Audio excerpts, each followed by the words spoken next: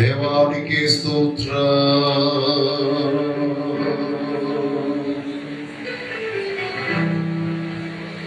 నీవే కృపాధారము ప్రియేక దేవా, నీవే క్షేమాధారము నా యేసయ్యా. నీవే కృపాధారము ప్రియేక దేవా, నీవే క్షేమాధారము నా యేసయ్యా. నూతన బలమును నవనూతన కృపను, నూతన బలమును నవనూతన కృపను నేటి వరకు దయచేయుచున్నావు. ఆరాధింతును పరిశుద్ధుడా, ఈ స్తోత్ర గీతం నీతి దయా. అందరూ కలిసి ఆరాధింతును పరిశుద్ధుడా, ఈ స్తోత్ర గీతం నీతి దయా. నీవే కృపాధారము ప్రియేక దేవా, నీవే క్షేమాధారము నా యేసయ్యా. నీవే కృపాధారము ప్రియేక దేవా, నీవే క్షేమాధారము నా యేసయ్యా.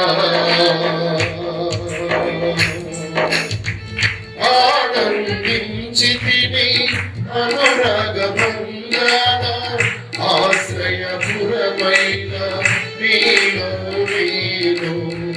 ఆనందించితిని అనురాగబంధన ఆశ్రయపురమైన నీలో నేను.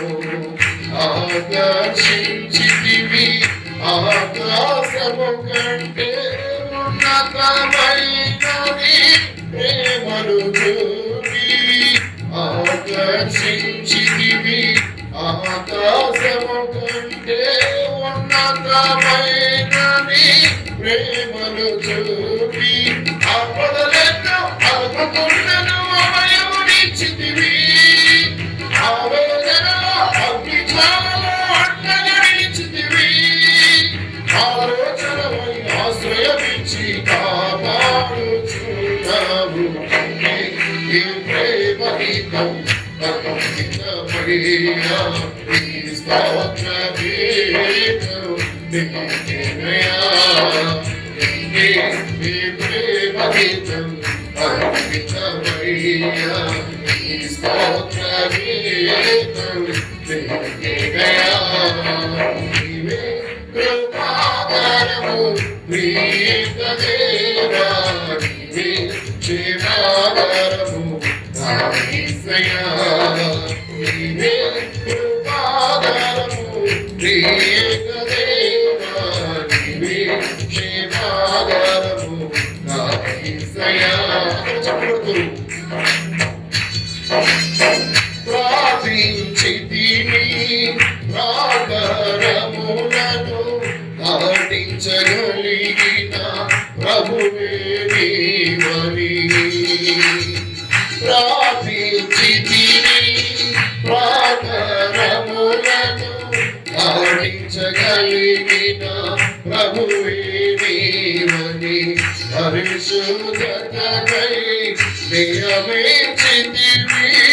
నీ రూపము నాలో కనుపరచుటకు. పరిశుద్ధతకై నియమించితివి. నీ రూపము నాలో కనుపరచుటకు. పావనమైన జీవన యాత్రల విజయమునిచ్చితివి. పరమరాజ్యముల చేర్చుట కొరకు అభిషేకించితివి. పావనుడా అడుగుతాడుగా స్థిరపరచినావు. ఆరాధింతును పరిశుద్ధుడా, ఈ స్తోత్ర గీతం నీకేనయ్యా. నిన్నే ఆరాధింతును పరిశుద్ధుడా. అందరూ కలిసి ఈ స్తోత్ర గీతం నీకేనయ్యా. నీవే కృపాధారము ప్రియ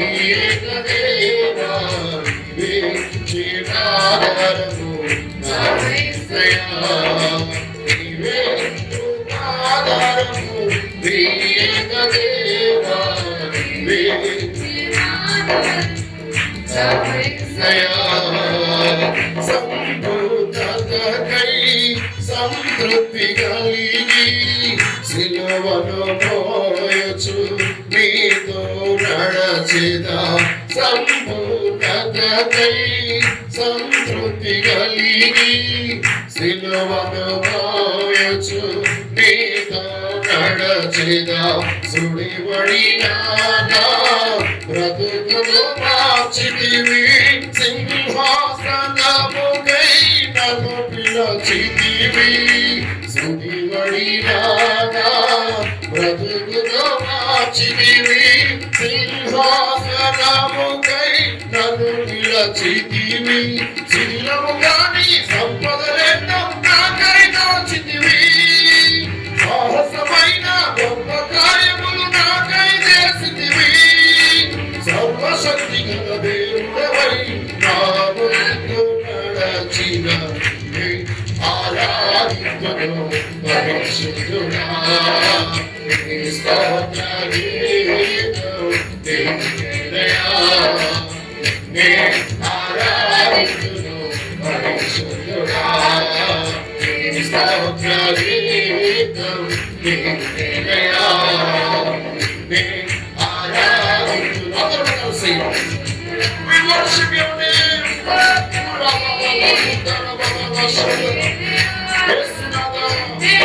ఆరాధింతును పరిశుద్ధుడా. నీ స్తోత్ర గీతం నీకేనయా. నీ ఆరాధింతును పరిశుద్ధుడా. నీ స్తోత్ర గీతం నీకేనయా. నీ ఆరాధింతును పరిశుద్ధుడా. నీ స్తోత్ర గీతం నీకేనయా. పూర్ణ హృదయంతో, ప్రతి భక్తులను, పూర్ణ మనస్సుతో, పూర్ణ భావనతో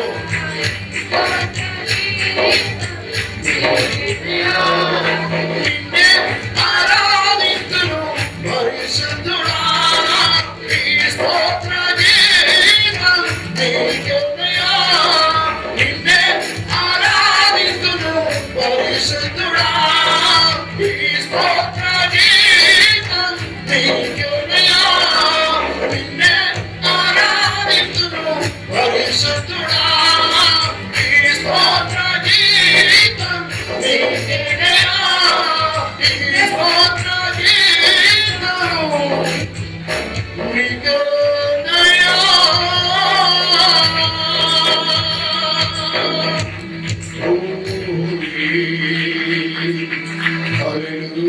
Hallelujah, hallelujah, hallelujah, hallelujah, hallelujah. ప్రతి ఒక్కరము పరిశుద్ధులైన దేవాది దేవుడిని చప్పట్లు కొట్టొచ్చారు. సర్వోన్నతులైన మహోన్నతులైన మనము నిండు మనసుతో ఆరాధిద్దాము. దేవా నీకే స్తోత్ర గీతాలునైనా నిన్నే మేము ఆరాధిస్తున్నాము నైనా. ఈ లోకంలో ఎవ్వరికి నేను మహిమనిచ్చే వారము కాదు. నిన్ను మాత్రమే మహిమ పరచుచున్నాము, నిన్ను మాత్రమే గణపరచుచున్నాము, నిన్ను మాత్రమే స్తుతిస్తున్నాము నైనా. యేసునాథానికి మహిమ. We thank you, we worship you, we exalt you, we glorify your name alone. Hallelujah. ప్రియమైనటువంటి దైవ జనాంగమా, ప్రభు యొక్క మహాకృపలో ఈరోజు ఉదయకాల సమయమందు మహోన్నతుల దేవుని సముఖంలో ఇచ్చి విధముగా కూడి ఉండడానికి దేవుడు మనకి సహాయం చేశాడు. దేవుడికి మహిమ కలుగును గాక. ఈ సమయంలో మనం వాక్య భాగంలోనికి వెళదాం. మన వాక్య ధ్యానాంశమై యోహాను సువార్త 9వ అధ్యాయం 25వ వచనం. వాడు ఆయన పాపియో కాదో నేనెరుగను, ఒకటి మాత్రము నేనెరుగుదును, నేను గుడ్డివాడునై ఉండి ఇప్పుడు చూచుచున్నానని చదవబడినటువంటి లేఖనంలో నుండి దేవుడు మనందరితో మాట్లాడును గాక. ఆమేన్. హల్లెలూయా. ప్రియమైన వాళ్ళేరా, ఈరోజు మనందరి యొక్క జీవితంలో మనము తెలుసుకోవలసిన విషయాన్ని గురించి ఈ వ్యక్తి మనకు తెలియజేస్తున్నాడు. ఈరోజు మన వాక్యాంశం,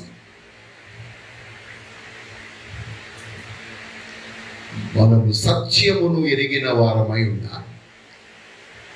సత్యమును ఎరిగిన వారమై ఉండాలి. The truth you can know. నీవు సత్యమును ఎరిగిన వ్యక్తివై ఉండాలి. ప్రియమైన వాళ్ళరా, ఇక్కడ ఒక వ్యక్తి మనకి కనబడుతున్నాడు.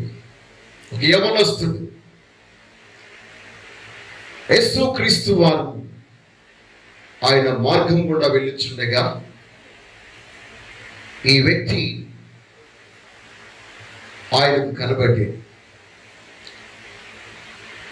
అయితే ఇతను పుట్టికతోనే గుడ్డివాడు గనుక, చూపు లేదు గనక ఏమీ చూడలేని వ్యక్తిగా ఉండేది. ఈ లోకం ఎలాంటిదంటే ఒక వ్యక్తి యొక్క పరిస్థితిని బట్టి వెంటనే తీర్పు తీరుస్తుంది.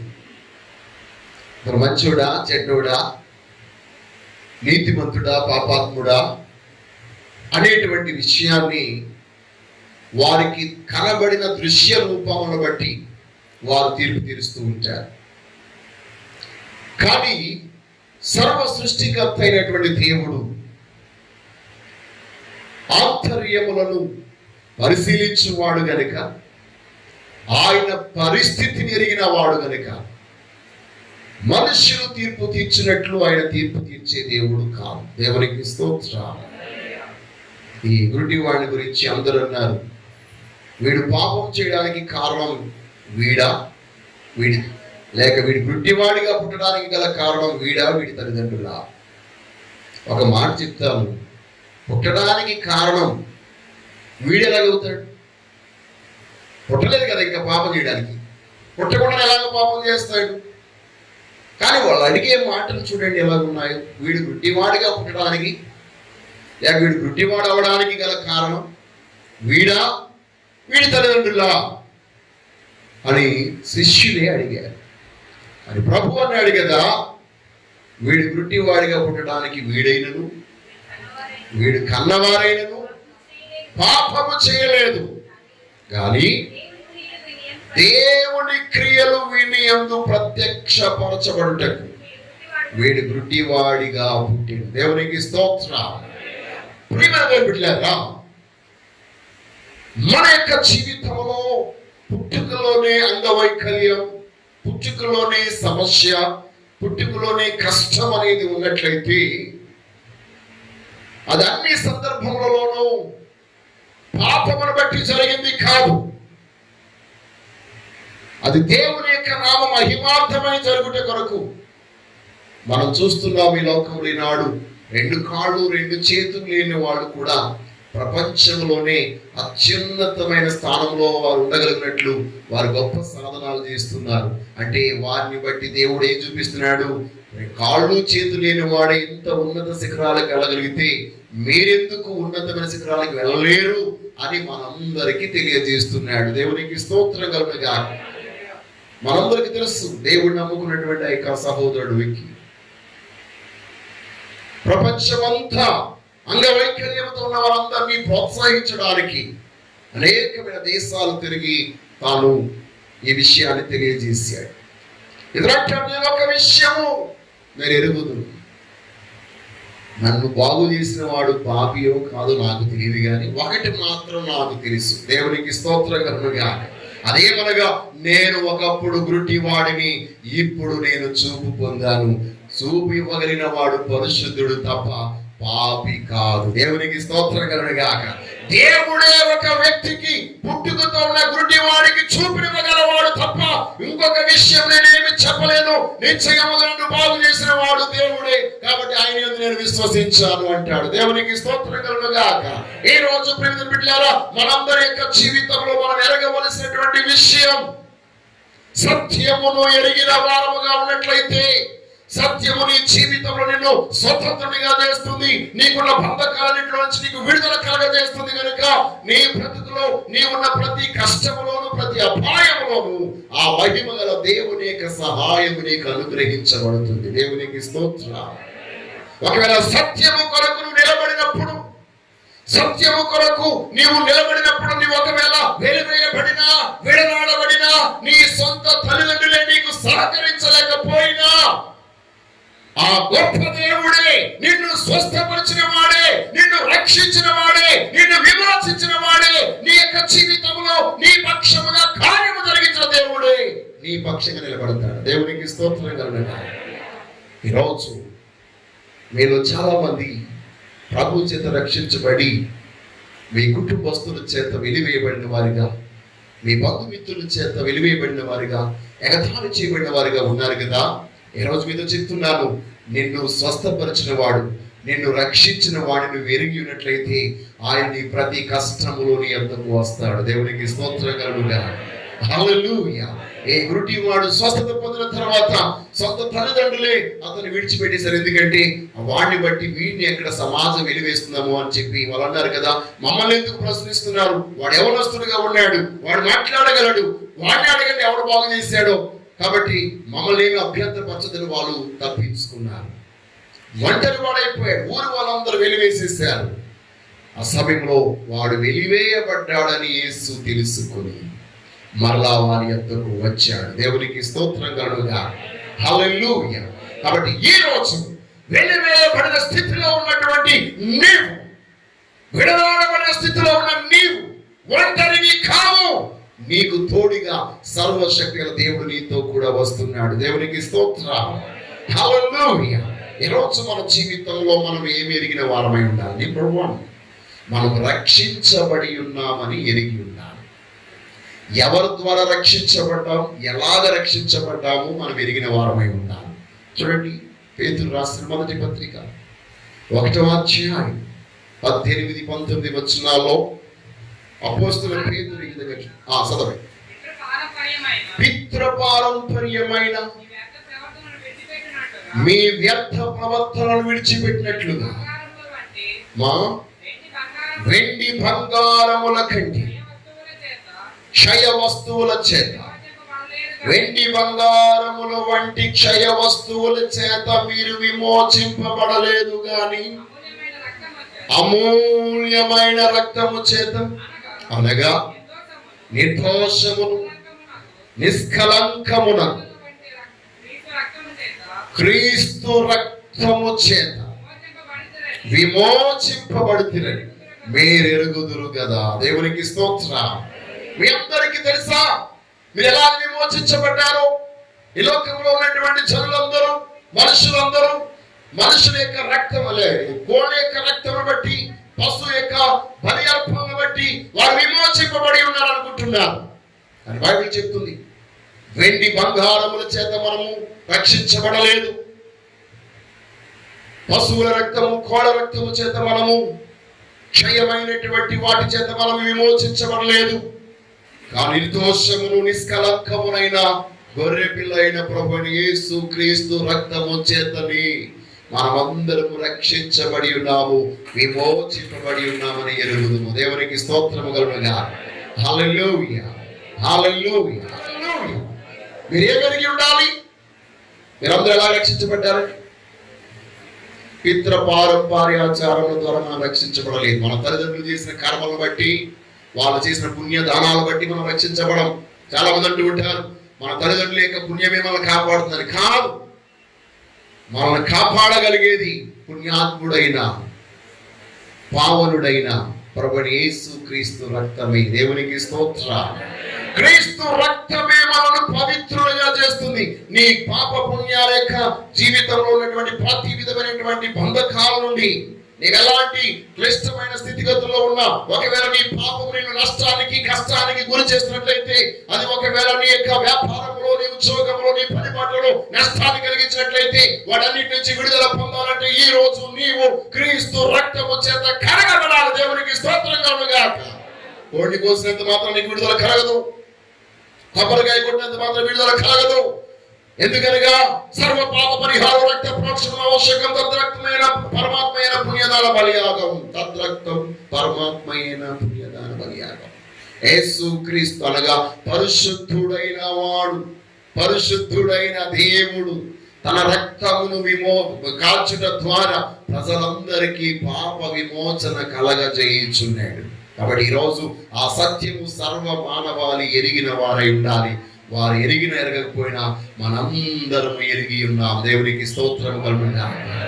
ఈ రోజు నువ్వు ఎరిగినట్లయితే ఏ కీడు నీకు ఇంటికి రాదు. ఒకవేళ ఈ రోజు ఇంకా ఒకవేళ ఏ దరిద్రం పట్టుకుందో నాకు, ఏ దోషం పట్టుకుందో నాకు, ఈ యొక్క కష్టాలు, ఈ బాధలు, ఈ కన్నీళ్లను అనుకుంటున్నట్లయితే ఈ రోజు గమనించు, నీకు విమోచించబడ్డానికి, రక్షించబడ్డానికి క్రీస్తు రక్తం నీకు అందుబాటులో ఉంది. దేవునికి స్తోత్రం కలుగునుగాక. హల్లెలూయా. రెండవదిగా మనం చూసినట్లయితే ప్రియమైన బిడ్డలారా, మనం మరొక విషయం ఎరిగి ఉన్నాం. అదేంటనగా మనం విమోచించబడి ఉన్నాం. దేవునికి స్తోత్రం. రక్షించబడ్డాం పాపము నుండి, రక్షించబడ్డాం నరకములో పడిపోకుండా, రక్షించబడ్డాం మన యొక్క జీవితంలో ఈ లోక సంబంధమైనటువంటి ఆ దుష్టుని యొక్క కబంధ హస్తాల నుండి. ఈ రోజు మూడవదిగా మనం గమనించినట్లయితే రెండవదిగా మనం విమోచింపబడిన వారమై ఉండాలి. యోబు గ్రంథం 19వ అధ్యాయం 25వ వచనంలో మనం చూసినట్లయితే, అయితే నా విమోచకుడు సజీవుడని, తరువాత ఆయన భూమి మీద నిలిచునని నేను ఎరుగుదును. చాలు. దేవునికి స్తోత్రము కలుగునుగా. ఏ రోజు మనందరి విమోచకుడు ఎవడై ఉన్నాడు? సజీవుడై ఉన్నాడు అనే సత్యమును మనం ఎరిగిన వారమై ఉండాలి. ఆయన మృతి చెంది పునరుద్ధారులై తిరిగి లేచిన వాడు. ఈ లోకంలో ఎంతో మంది దేవుళ్ళు అనేవారు వచ్చారు. దేవుళ్ళు అనబడిన వారందరూ వచ్చి చనిపోయారు, సమాధి చేపట్టారు. వారి సమాధిని ఇంకా ఈ భూమి మీద ఉన్నారు. కానీ మన విమోచకుడైన ప్రభు అయిన యేసు క్రీస్తు ఈ లోకానికి వచ్చి సర్వమానవాళి పాపముల కొరకై కలువరి శిలువలో బలి పశువుగా బలియాగమై తను తాను అర్పించుకుని మనందరి కొరకు చనిపోయి సమాధి చేయబడి మూడవ దినాన పునరుద్ధానుడై తిరిగి లేచాడు. నా మీరు వారందరూ చప్పట్లు కొట్టి దేవుని మహిమపరచండి. హల్లెలూయా. నా విమోచకుడా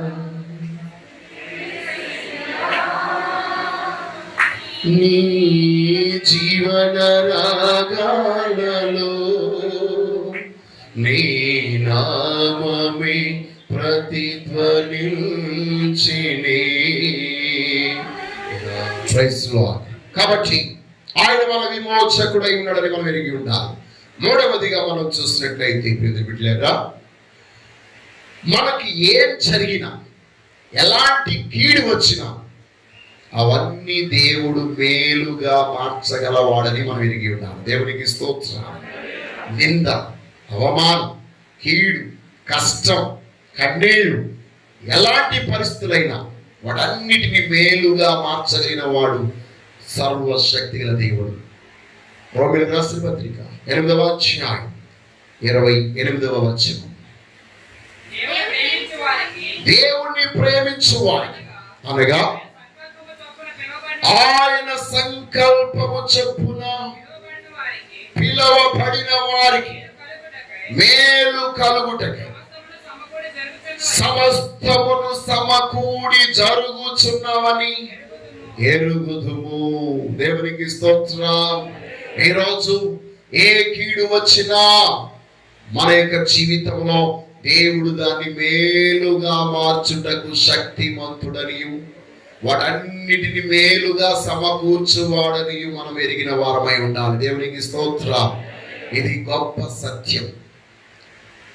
ఏ శక్తి ద్వారా, ఏ ప్రయత్నం ద్వారా జరగదు కానీ తన మహిమ ద్వారా ఆయన ప్రతి కీడును, ప్రతి కష్టమును, ప్రతి దోషమును లేక ప్రతి విధమైన శ్రమలను, సమస్యలను మనకు మేలుకరముగా మార్చేస్తాడు. దేవునికి స్తోత్రం. ఈ రోజు నీ జీవితంలో కీడును అనుభవిస్తున్నావేమో, శ్రమ అనుభవిస్తున్నావేమో, లేక నిందలు అవమానాలు అనుభవిస్తున్నావేమో, వాటన్నిటినీ మేలుగా మార్చే దేవుడికి నీవు అప్పగించమో. ఎందుకంటే నీవు ఎరిగి ఉన్న వ్యక్తివి. ఒక విషయం మీకు చెప్తున్నాను, మీరు తెలుసుకున్న తర్వాత ఇంకా మీరు అక్కడికి ఆ సమస్య నుంచి విడుదల పొందట్లేదంటే దాని అర్థం ఏంటంటే మీరు అజ్ఞానంలోనే ఉన్నారన్నమాట. ఎలా ఉన్నారు? ఇప్పుడు కొన్ని ప్రాంతాల్లో మొన్నటి వరకు అయితే మనకి ఏప్రిల్ నెల వరకు పూర్తిగా దేశం అంతా లాక్డౌన్. అది అందరికి తెలుసా తెలియదా? తెలిసినప్పుడు బయటకు వస్తే ఏం చేసేవారు? పోలీసుల ద్వారా దెబ్బలు తిన్నారా లేదా? కాబట్టి అందరూ ఏం చేసేవాళ్ళం? మన ఇంట్లో మనం ఉండేవాళ్ళం. ఇప్పుడు మీ అందరి గారికి మోడీ గారు అలాగే మన యొక్క జగన్ గారు ఏం చేశారు? బ్యాంకులో డబ్బులు వేశారు. అది తెలుసా మీకు? కొంతమందికి ఇంకా తెలియదండి ఇప్పటికీ బ్యాంకులో డబ్బులు చేసిన సంగతి. మీకు తెలుసా తెలియదా? తెలుసు. ఎందుకు తెలియదు? అసలే జగన్ గారి మనసులో ఆ ఆలోచన పుట్టక ముందే మీకు తెలిసిపోతుంది. ఎలాగా కష్టం అవుతే జగన్ గారు మనకి ఏదో వేస్తారులే. దేవుడికి స్తోత్రం. ఈ రాష్ట్ర ముఖ్యమంత్రి గారు మీకు ఏం చేస్తారో మీకు తెలుసు. మరి మీకు కష్టం వచ్చినప్పుడు, మీకు కన్నీళ్ళు వచ్చినప్పుడు, మీకు బాధ వచ్చినప్పుడు, మీకు దుఃఖం వచ్చినప్పుడు, మీ కీడు వచ్చినప్పుడు దేవుడు ఏం చేస్తాడో మీకు తెలియదా?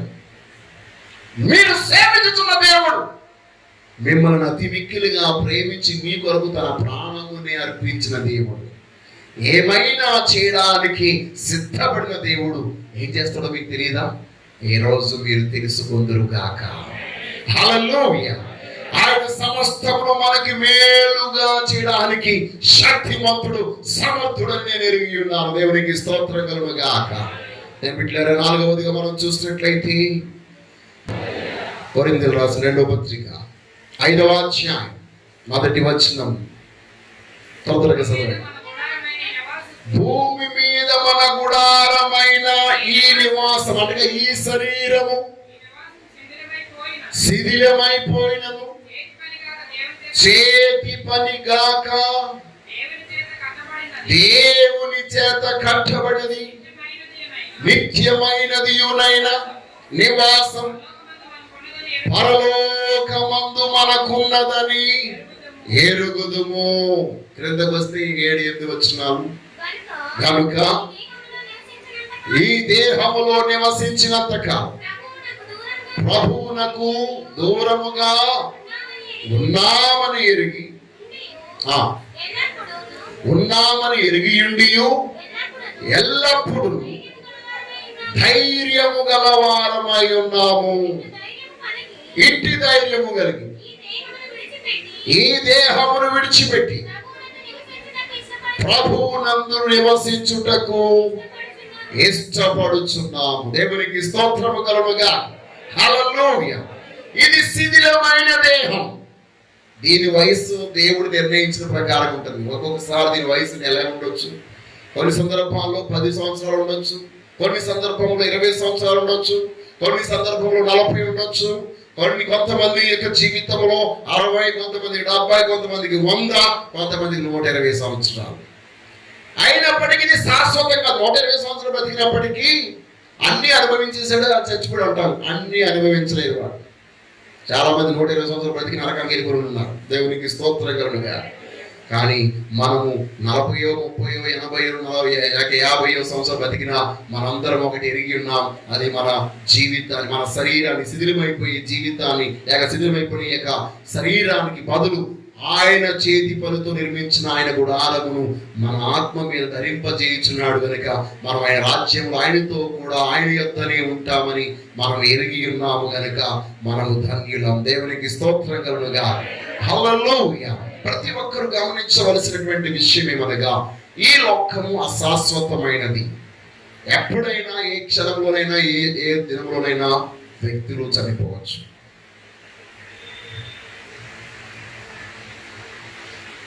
అన్ఎక్స్పెక్టెడ్. ఇప్పుడు బార్డర్లో యుద్ధంలో సైనికులు ఉన్నారు. సరిహద్దులో ఉన్నటువంటి సైనికులు మనందరి యొక్క రక్షణ కొరకు వారు తమ ప్రాణాలు పరంగా పెడుతున్నారు. వాళ్ళు చాలా మంది 19 సంవత్సరాలు, 20, 21, 30 సంవత్సరాల లోపులోనే ఎక్కువగా చనిపోయినటువంటి వారు, లేక 35 సంవత్సరాల లోపు. కమాండర్స్ అయితే కొంచెం ఎక్కువ వయసు. పెద్ద ముసలి వాళ్ళు ఎవరు అక్కడ చనిపోయినట్టు మనం ఎప్పుడు చూడలేదు. ఎందుకంటే ముసలి వయసు వచ్చేసరికి వాళ్ళు ఉండరు. 45 సంవత్సరాల లోపులోనే అక్కడ వాళ్ళ డ్యూటీకి సెలవు ఇచ్చేస్తారు. ఎందుకంటే మంచి యవన ప్రాయంలోనే పోరాడి పట్టిమ ఉన్నటువంటి వారిని అక్కడ అన్నిటికీ తెగించి ముందుకు వెళ్ళినటువంటి వారిని ముఖ్యంగా అక్కడ భయంకరమైన చలి కనుక ఒక వయసు వచ్చేసరికి వారి యొక్క శరీరము ఆ చలిని తట్టుకునే శక్తి వారికి ఉండదు. కాబట్టి వాళ్ళ రిటైర్మెంట్ ఇచ్చేసి ఇంటికాడ కూర్చోబెట్టి వాళ్ళని పోషిస్తూ ఉంటారు.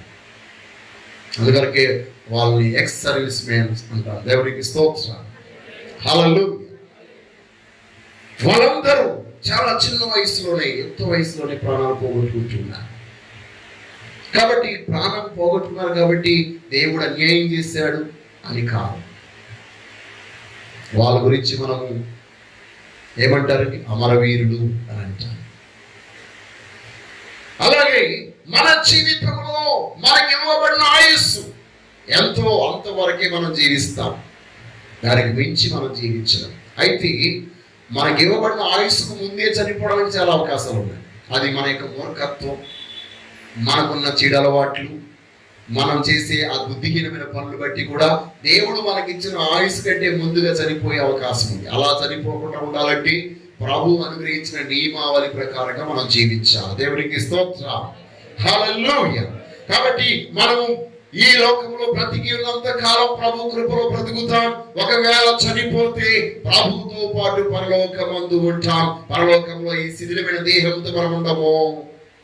అక్షయమైన, ఎప్పటికీ క్షయము కాని రూపంలో నిత్యము దేవుని మహిమలో మనం నివాసం చేస్తాం. దేవునికి స్తోత్రం. హల్లెలూయా. హల్లెలూయా.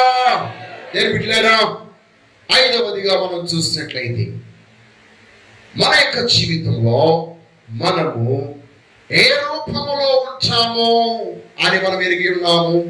ఏ రూపంలో ఉంటామండి? దానికి యోహాను భక్తుడు అంటాడు. యోహాను రాసిన మొదటి పత్రిక 3వ అధ్యాయం 2వ వచనంలో అంటాడు కదా, ప్రియులారా, ఇప్పుడు మనము దేవుని పిల్లలమై ఉన్నాం.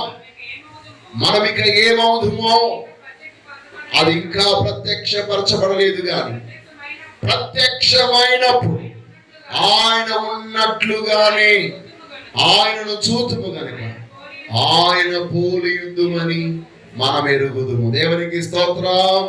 హల్లెలూయా. ఏ రోజు మన యొక్క జీవితంలో మనమందరము ఎలా ఉంటాము అని అంటే, చాలా మంది చూడండి, మనం ఈ లోకంలో చనిపోయినటువంటి వారికి ధనాలు పెట్టడం చూస్తూ ఉంటారు. ఎందుకంటే వాళ్ళు సగం జ్ఞానం ఎరిగినటువంటి వాడు. చనిపోయిన వాడు దేవుల్లో కలుస్తాడని వారికి తెలుసు కాబట్టి దైవముతో వారు సమానంగా ఎంచి దండం పెట్టుకుంటారు. మనం ఎవరో పెట్టం దండం. ఎందుకని? దండం పెట్టడానికి, నమస్కరించడానికి, మొక్కడానికి ఒకడే యోగ్యుడు, ఆయనే ప్రభు అయిన యేసుక్రీస్తు. దేవునికి స్తోత్రం. ఆయనకే మనం నమస్కరిస్తాం, ఆయనకే మనం వందనాలు చెప్తాం, లేకపోతే ఆయనకే మనము చేతులు చెత్తి జోడిస్తూ ఉంటాం. మరి వీళ్ళు ఎందుకు పెడుతున్నారు అంటే, వీరు భగవంతుడిలో కలిసిపోయి కాబట్టి చచ్చిపోయినోడు భగవంతుడితో సమానం అని కొందరి యొక్క భావన. అందరికీ అలా లేదండి. మళ్ళీ కొంతమందిలో చచ్చిపోయిన చూస్తే దోషం వచ్చేదని చెప్పేసి దూరంగా పారిపోయిన ఉన్నారు. మనకు ఒక విషయం తెలుసు, వారికి తెలియని విషయం ఏంటంటే, చనిపోయిన తరువాత మనము ఆయన రూపములోనికి, ఆయన ఎలా ఉన్నాడో అలాగే మనం మారుతామని మనకి తెలుసు. దేవునికి స్తోత్రం కలుగునుగా. హల్లెలూయా. అంటే మనము దైవముగా మారిపోతాం, దేవునిగా మారిపోతాం. ఆ విషయాన్ని కీర్తనాకారుడు కూడా చెప్తున్నాడు. దేవునికి స్తోత్రం. మీరు దైవములని మీరు ఎరిగరా?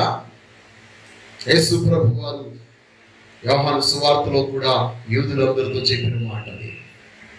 కాబట్టి ఈ రోజు మనమందరము గమనించవలసినటువంటి విషయం, ఆ సర్వశక్తి గల దేవాది దేవుడు ఏ రూపంలో ఉన్నాడో ఆ రూపంలోనికి మీరు మార్చబడతారు. కాబట్టి దేవుడు ఎలా ఉన్నాడు అని అంటే, ఆయన రూపంలోనికి మనం మార్చబడినప్పుడు మనకి బాగా తెలుస్తుంది. దేవునికి స్తోత్రం కలుగుగా. 6వదిగా మనం చూసినట్లయితే తిమోతికి రాసిన 2వ పత్రిక 3వ అధ్యాయం 1 నుంచి, అంత్య దినములలో అపాయకరమైన కాలములు వచ్చునని తెలుసుకును. ఎలాగనగా మనుషులు స్వార్థ ప్రియులు, ధనాపేక్షలు, భింకములాడువారు, అహంకారు, దోషకులు, తల్లిదండ్రులకు అవిధేయులు, కృతజ్ఞత లేని వారు, అపవిత్రులు, అనురాగులు, అతి ద్వేషులు, అపవాదకులు, క్రూరు, సజ్జన ద్వేషులు, ద్రోహులు, మూర్ఖులు, గర్వాంధులు, దేవుని కంటే సుఖానుభావమును ఎక్కువగా ప్రేమించువారు, పైకి భక్తి గలవారుగా ఉండి దాని శక్తిని ఆశ్రయించని వారు ఎప్పుడు ఉంటారంటే అంతా అంత్యకాలంలో ఉంటారంటే వీళ్ళందరూ. దేవునికి స్తోత్రం. కడవరి కాలంలో అనగా ఇప్పుడు ప్రస్తుత కాలం, ఈనాడు ఈ లోకం అలాగే ఉంది. 40 సంవత్సరాలకు పూర్వం అందరూ తల్లిదండ్రులు అంటే ఎంత గౌరవం అంటే, ఎంత మనమంటే వారందరూ తల్లిదండ్రులను పూజించేవారు. కానీ 40 సంవత్సరాల తర్వాత ఇప్పుడు తల్లిదండ్రులు బిడ్డలను ఏం చేయాలి? దండాలు పెట్టాలి. రోజు బాబు నీకు నమస్కారం రా, అమ్మా నీకు నమస్కారం అనువా, ఏం పని చేయమని పడదు, కుదురుగా కూర్చో ఇంట్లో. వాళ్ళకి దండాలు పెట్టవలసి వస్తుంది మనం. కానీ మన చిన్నతనంలో తల్లిదండ్రులకి పిల్లలందరూ ఏం చేసేవారు? నమస్కారం పెట్టేవారు, వాళ్ళ యొక్క దీవెనలు పొందుకునేవారు. ఇప్పుడు మారిపోయింది. అప్పుడు తల్లిదండ్రులకు పిల్లలు భయపడేవారు, ఇప్పుడు పిల్లలకు తల్లిదండ్రులు భయపడవలసిన పరిస్థితి. దేవునికి స్తోత్రం. It is change up and down. అన్ని అలాగే, వివాహాలు అలాగే. అప్పుడు వివాహం చేసుకోవడం చాలా కష్టమండి, పిల్ల దొరికేది కాదు. వివాహం చేసుకోవడం కష్టమంటారా? వివాహం చాలా సులువుగా జరిగేది ఆ కాలంలో, కానీ విడాకులు మాత్రం సులువుగా జరిగేవి కాదు. ఈ కాలంలో పెళ్లి చేసుకోవడం చాలా కష్టం, విడిపోవడం మాత్రం చాలా. మొన్న ఒక విషయం చూసాను, పెళ్లి చేసుకున్న గంటలో విడాకులట. దేవునికి స్తోత్రం. అదేం జీవితమో నాకు తెలియదు. అంత దుర్భరమైనటువంటి పరిస్థితి కూడా వచ్చేసింది. ఇదే అపాయకరమైన దినాలు. దేవునికి స్తోత్రం. ఈ అపాయకరమైన దినాల్లో మానవుని యొక్క దుష్టత్వం బట్టి, చెడుగును బట్టి, వాడు చేసిన పాపాన్ని బట్టి ఈనాడు ఈ యొక్క భయంకరమైన పరిస్థితి మనం ఎదుర్కొంటున్నాం. ఈ కరోనా ఎవరి ద్వారా వచ్చిందో తర్వాత సంగతి, కానీ ఈ కరోనా రావడం గల కారణం మనమే. మనం చేసిన అవిధేయత. తల్లిదండ్రుల మనము కృతజ్ఞత లేకపోవడం. ఎందుకనగా నీవు తల్లిదండ్రులను సన్మానిస్తే దీర్ఘాయుష్మంతుడు అవుతావు, భూమిని స్వతంత్రించుకుంటావని దేవుడు చెప్పాడు. కానీ ఈనాడు ఆయుష్ తగ్గిపోయింది. ఎప్పుడు ఏ క్షణం ఏం జరుగుతుంది ఎవరికి తెలియని పరిస్థితిలో ఉన్నాం. అంటే దేవుడు చెప్పిన నియమం ప్రజలు తప్పిపోయి ఉన్నారు కనుక. ఎవరైనా మనకు ఉపకారం చేస్తే వాళ్ళకి ఎన్నోసార్లు వందనాలు చెప్తాం, కానీ ఈనాడు మేలు పొందుకుని మేలు చేసిన వారి ఎడల కృతజ్ఞత లేని కాలంలో మనం ఉన్నాం. దేవునికి స్తోత్రం. ఈనాడు చాలా భక్తి ఎక్కువైపోయింది. పైకి చూపించే భక్తిది, ఆంతర్యంలో లేదు భక్తి. నీవు భక్తి గలవాడవైతే నిజముగా నీవు శక్తి గలవాడవు. దేవునికి స్తోత్రం కలుగుగా. ఈ రోజు మనమందరము నిజమైన భక్తి కలిగి దేవుని శక్తిని పొందుకునే వారంగా ఉన్నాం. పైకి భక్తి గలవారమై ఆ శక్తిని ఆశ్రయించలేని చేతకాని వారముగా మనం ఉండకుండా ఎలాంటి వాతావరణంలోనైనా దేవుని శక్తి మనను కాపాడగలుగుతుందని ఎరిగిన వారమై అలాంటి భక్తి కలిగిన వారమై ఉంటాం. కాబట్టి బృంది పెట్టారా, మూర్ఖులు, దుష్టులు, దుర్మార్గపు మార్గం నడిచేటువంటి వారు ఈ కాలంలో ఉంటారని మనం ఎరిగి అలాంటి మార్గంలోనికి మనం వెళ్ళకుండా ప్రభుకి ఇష్టమైన వారముగా ఉండాలని మీకు తెలియజేస్తున్నా. ఇది మనకేమీ కొత్త కాదు. దేవుడు ముందుగానే మనకు తెలియజేశాడు ఈ లోకంలో ఎప్పుడు ఏమేమి జరుగుతాయో. యేసు ప్రభు వారు స్వయంగా చెప్పారు, అంత్యకాలమందు ఆయన రాకడి కాలంలో ఏమేమి సంభవిస్తాయో. భయంకరమైన తెగుళ్ళు, భూకంపాలు, అగ్ని ప్రమాదాలు, వరదలు, పర్వతాలు బ్రద్దలవడం, దేశం మీదకి దేశం, జనం మీదకి జనం, రాష్ట్రం మీదకి రాష్ట్రం, యుద్ధాలకు వెళ్ళడం, ఇవన్నీ ప్రభు ముందుగానే తెలియజేశాడు. ప్రతి బిడ్డలారా, అవన్నీ ఇప్పుడు మనం కనులారా చూస్తున్నాం. ఇవన్నీ ప్రభు రాకడకు సూచనలని మనం ఎరిగిన వారమై పూర్ణ భయభక్తులతో, విశ్వాసముతో, నమ్రతతో ప్రభువులు ముందుకు సాగాలని మీ అందరికీ ప్రభు నామం పేరిట తెలియజేస్తూ ఉన్నాను. కాబట్టి బిడ్డలారా, ఈరోజు సత్యమును ఎరిగిన వ్యక్తిగా ఉన్నావా? చివరిగా 7వదిగా యోబు అంటాడు, 9వ అధ్యాయం 2వ వచనం,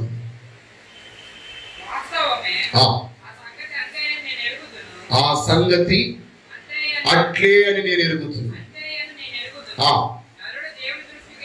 నరుడు దేవుని దృష్టికి ఎట్లు నిర్దోషి అగును. దేవునికి స్తోత్రం.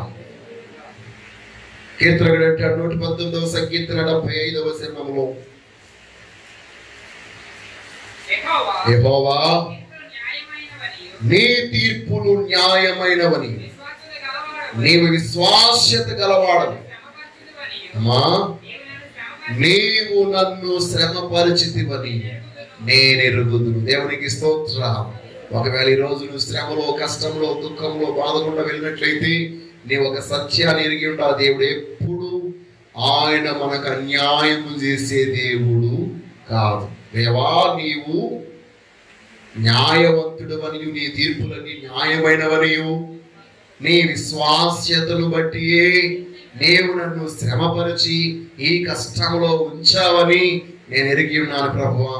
ఒకప్పుడు శ్రమ కలగక మునుపు నేను త్రోవ విడిచి తిని, ఇదిగో ఇప్పుడు నేను నీ మార్గములో నడుచుచున్నాను. దేవునికి స్తోత్రం.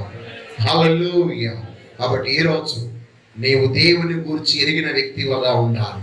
అలాగే ఎరిగిన వ్యక్తిగా ఉంటే ఎలాంటి కష్టంలో ఉన్నా, ఎలాంటి శ్రమలో ఉన్నా నీవు దేవునికి అప్పగించుకుంటావు. ఇంకొక మాట చెప్తాను, నీవు నీ యొక్క జీవితంలో నీ ప్రార్థన ఎలాంటి పరిస్థితులు చేసినా దేవుడు ఆలకిస్తాడని నీవు ఎరిగి ఉండాలి. దేవునికి స్తోత్రం.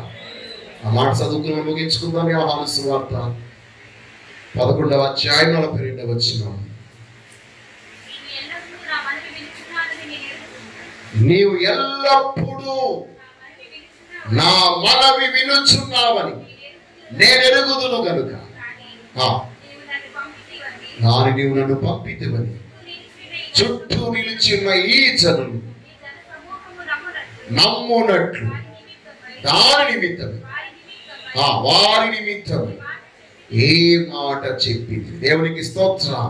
ఏ రోజు మనందరం ఒక విషయం ఎరగాలి, మనము చేసిన ప్రతి మనవిని దేవుడు ఆలకిస్తాడని, ఆయన మనకు జవాబిస్తాడనే సత్యము మనం ఎరిగిన వారమై ఉండాలి. దేవునికి స్తోత్రం. అలాగే ఎరిగిన వారమై ఉంటే ప్రతి కష్టములో, ప్రతి శ్రమలో, ప్రతి దుఃఖములో, ప్రతి అవసరతలో ఆయన పాద సన్నిధికి వెళ్ళి మనం మొరపెట్టి ఆయన ద్వారా జవాబు పొందుకుంటాం. అట్టి గొప్ప కృప దేవుడు మనందరికీ అనుగ్రహించును గాక. ఆమేన్.